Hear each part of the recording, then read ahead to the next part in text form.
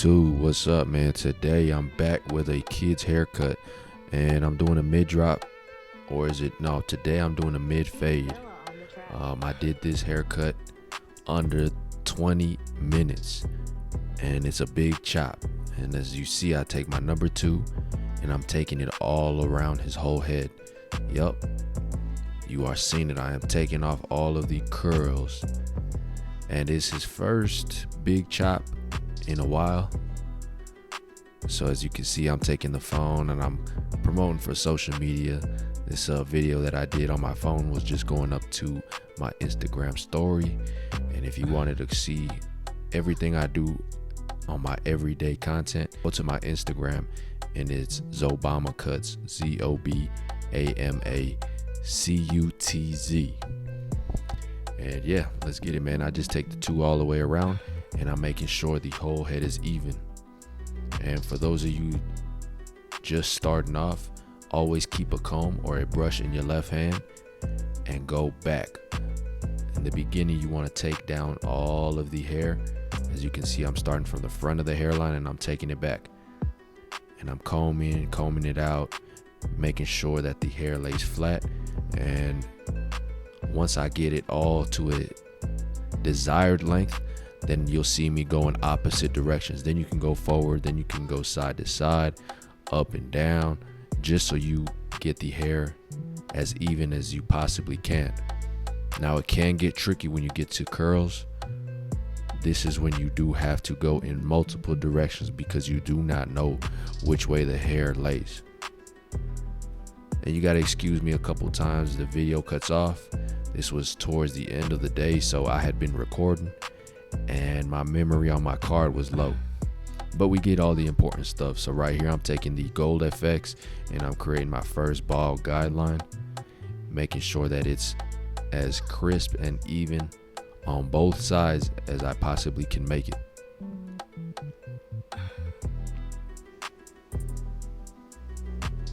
When doing this guideline, this will determine the length of your fade, so make sure your foundation is solid.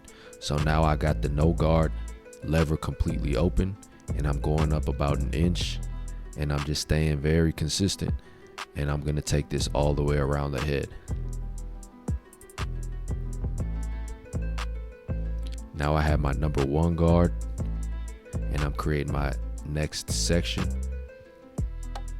and this also will be an inch thick. So I take it up about an inch, making sure that the length is even all the way around.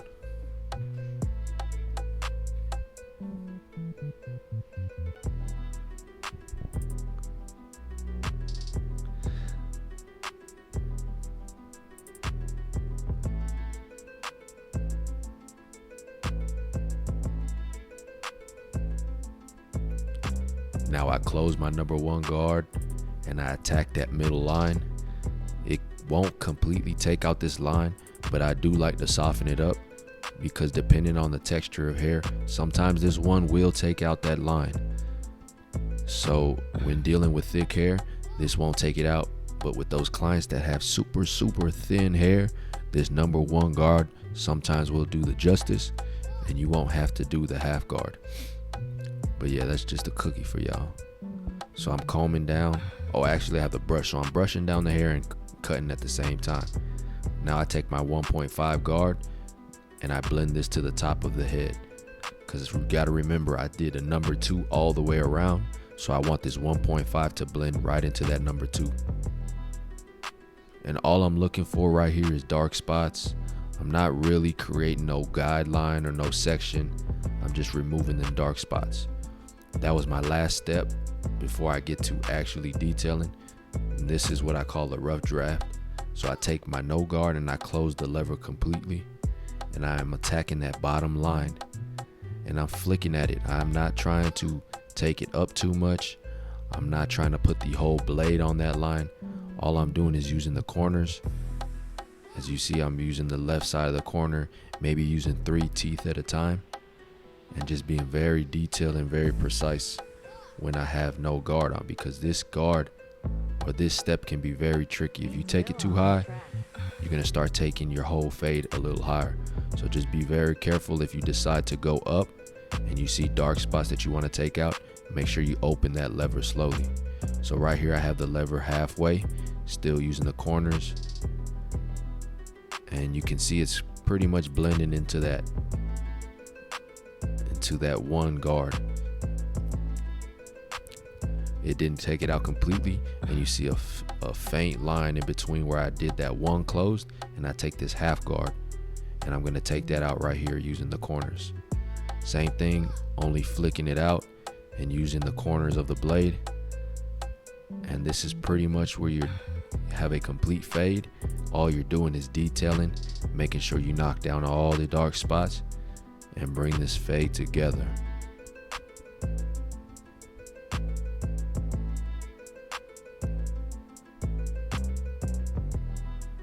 Now I take my Gold FX and I remove all the bulk at the bottom, and what this does is it creates contrast for me to see, and it sometimes brings out imperfections in the fade that I did miss. So that's why I leave this step to the end, and that's what I do. I clean up the whole bottom and remove that bulk. Mind you, these are not my hitters. At one point they were, but now I just use them to remove bulk. And some people say, oh, don't use your trimmers, it'll dull them out. Me, I switch out my blades every maybe 4 months. So if I notice that the blade is getting dull out, I'll go ahead and purchase another one. It's not that big of a deal. So on this side of the fade, I did the exact same steps. I'm just going to spline. I want to make sure that my client, or especially kids, they love to raise their eyebrows.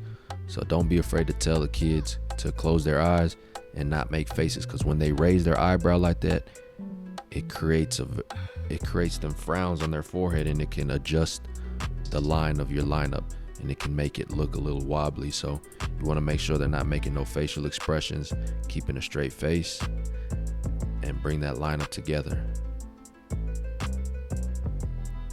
And just like that, man, you did a fade under 20 minutes on a kid's haircut.